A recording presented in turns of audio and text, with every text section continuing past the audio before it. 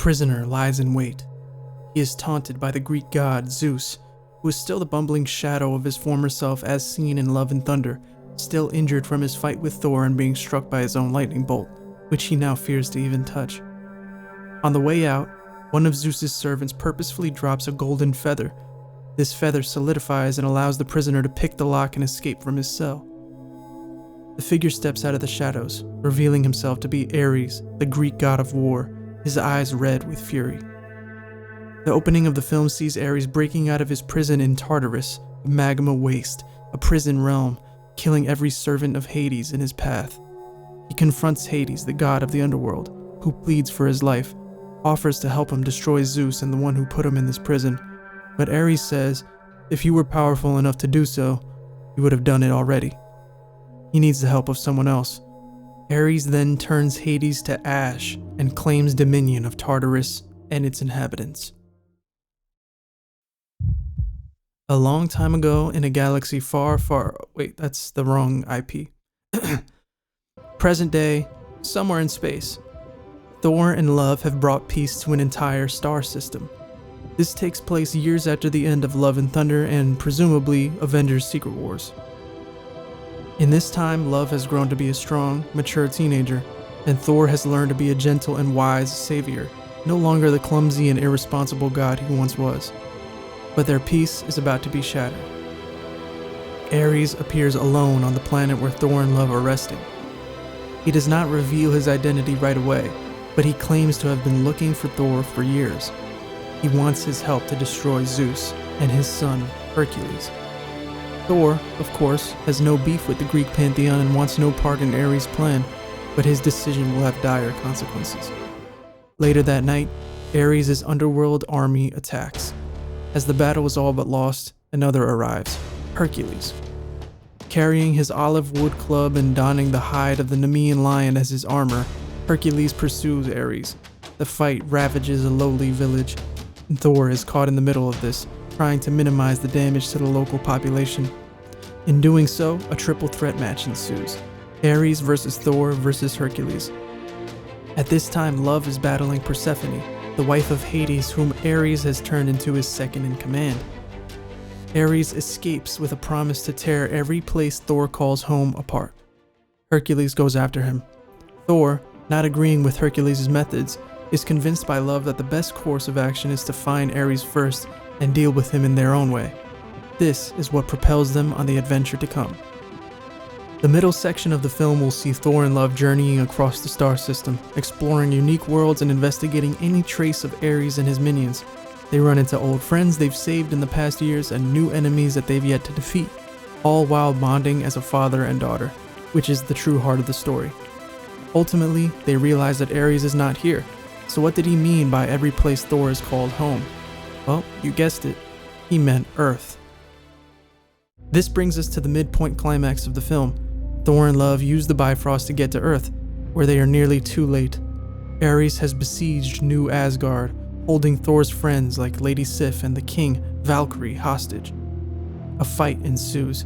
Thor clashes with Ares, Love with Persephone, only this time, they lose, and the unthinkable happens. Ares kills Thor.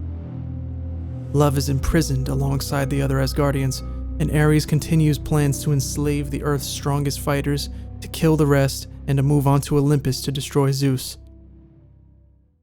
Thor is not fully gone though. He awakens in Valhalla, the Norse afterlife where warriors go after they've passed. Here, he is reunited with Heimdall, his father, Odin, his mother, Frigga, and finally, the love of his life, Jane Foster. He is told there is no way back to the mortal realm, but no matter how inviting, Thor cannot accept this paradise. He cannot leave Love without a father. Back on Earth, Ares is able to force Love into his servitude. He forces her to make a terrible decision: to take the life of Valkyrie, or to watch Ares destroy the entire Earth. Valkyrie is okay with it. She made her peace with death a long time ago. It's a decision she has to make. Love kills Valkyrie, a decision that will haunt her for the rest of her life. Ares keeps his promise and leaves Earth, with Love as his reluctant vanguard. Together, they will conquer Olympus and kill Zeus. Revenge will be his. We cut back to Valhalla, where the Valkyrie meets Thor, and he realizes that she's fallen. She tells him about what's happened on Earth, and now Thor has to make an equally devastating choice to love. In order to return to love and stop Ares' mad rule, he'll have to sacrifice his very soul, meaning he can never return to Valhalla when he dies. Thor powers through the moment's hesitation. He says a final goodbye to Jane, but her love is stronger than her fear, and she takes the leap with him, sacrificing her ticket to the afterlife. Together, Thor and Jane come back to life. They witness the damage done on Earth. At this moment, Hercules descends to Earth. Thor is prepared to fight. Hercules tells Thor that hopefully now he sees the error in trying to bargain with Ares.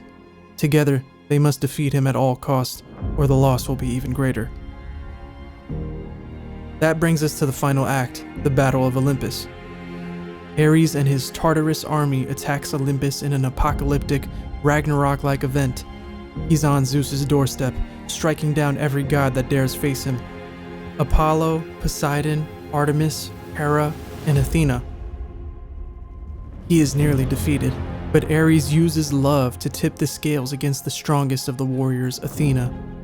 With the pantheon wounded and out of the way, Ares turns his sights on the bumbling, cowardly Zeus, who finally sheds his guise and transforms into a giant, immensely powerful, lightning-infused deity. Now that's more like it.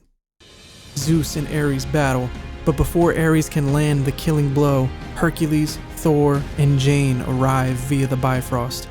Love is in shock, seeing her father alive. She gets Persephone out of the way, her own personal battle reflected in this one. Turns out, all she needed was to be complete, to have a mother figure like Jane to help her overcome this battle. Together, they defeat Persephone. Hercules catches Zeus's lightning bolt and pins Ares to the ground like it's a sparkling nail, and Thor brings the hammer down, piercing and destroying Ares for good. They have saved Olympus. With Olympus saved, Thor, Love, and Jane return to New Asgard to hold a funeral for Valkyrie and the fallen Asgardians, to make repairs, and to enlist a new ruler, Lady Sif. Thor offers to Love that this could be her new home, but Earth is safe now, and what would they be without a galaxy to fight for? Thor says he'll always have Love to fight for. With the three in agreement to return to space to help their new home recover from Ares' attacks, they take the Bifrost one last time. Now, this wouldn't be a Marvel movie without an end credit scene, so here it goes. Thor, Jane, and Love are being praised as saviors and treated to a feast back in that distant star system. All is well, and perfectly lighthearted. Love returns to her chambers after saying a goodnight to her parents. Then, a dimensional rift opens up. Out walks Miss Marvel with the Negabands. She's recruiting for a team of young Avengers. So, I've been thinking about this one for quite some time. I really want Thor to return to a more gritty, godlike character. And for this, I found a perfect parallel, and that was Kratos and Atreus from God of War. I think that sort of story would really hit hard, where it's really about a son and his father, or in this case, a daughter and her father. And while this story can be the biggest, most epic Thor story, and it could be the grand finale of his character, it can also be the most emotional and down to earth, all about his relationship with Love.